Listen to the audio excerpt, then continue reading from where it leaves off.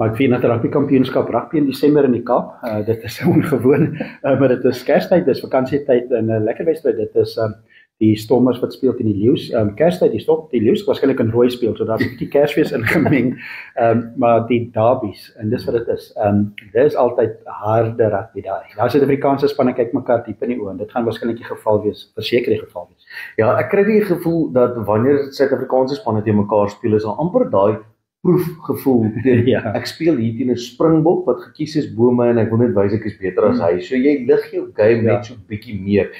Ongeag of dit nou 'n feestelike familieervaring is al dan nie, die oorlog is tussen die vier wit lyne.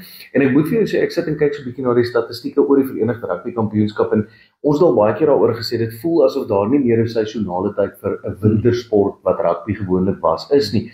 Want die twee spanne in die Stormers en Leeu's het mekaar juis vroeër die jaar die 15de Februarie in die vorige Verenigde Rugby Kampioenskap ontmoet. En toe is dit juis die Leeu's wat koning gekraai teen die Stormers daar op Ellis Park. So kom ons kyk of die Stormers die bordjies kan verhang hier. Ja, en in die Verenigde Rugby Kampioenskap het die Stormers 'n briljante begin. Hulle is onoorwonne. Dit is op die spel in Kaapstad. Energie of positiewe denke wat die Leeu's na toe kan teruggaan en sê, hulle kan vir hulle self sê, as ons die bulle op loftes geklop het, kan ons verseker Kaap toe kom en dieselfde doen in Kaapstad. Definitief, die een sterker punt wat ek wil sê die Stormers of voordeel wat die Stormers het oor die Leeu's is die feit dat hulle Springbokke terugkry en hulle kry sterspelers terug. Hulle kry vir Damian Willemse, Kobus Reinagh, al daai manne wat nou begin terugkom het in die Stormers stelsel die vorige week ook. En dit is dink ek waar die groter voordeel vir iemand soos die Stormers gaan lê teen die Leeu's. Die Leeu's het nie daai Springbok spelers in hulle midde nie. Die teendeel daarvan wil ek sê, die Leeu's het die voordeel van hulle het nie baie spelers verloor in 'n internasionale seisoen nie. Dis 'n groep wat baie langer bymekaar is. Ja, dit is altyd die derbies is altyd interessant. Net so laastens die Stormers se verdediging beïndruk. Hulle het gemiddeld 10 punte per wedstryd die afgelope 7-8 wedstryde afgestaan.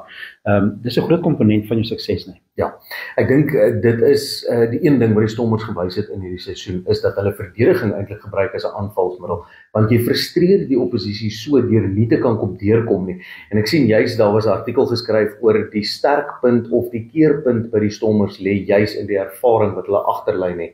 En as jy gaan kyk na spelers wat in en om daai agterlyn is, dan is dit baie maklik om die Springbokke uit te wys. Maar ek dink byvoorbeeld aan 'n Du Plessis wat geweldig van onskatbare waarde is. Ek dink aan 'n Roan Nel wat van onskatbare waarde is, wat nie net daai sewees verandering gemaak het nie, maar wat gewys het, weet jy, hier's iemand wat eintlik perfek pas in die maal van die 15 skodes. En ek dink daai spelers is jy geneig om oor te kyk as gevolg van die Springbokke wat deel is van die Stormers, maar dis die tipe spelers wat die kommunikasie bring op die verdediging. Ons het gesien hoe iemand soos Jacques Fourie ongelooflik goed was op verdediging, maar dit was sy kommunikasie geweest.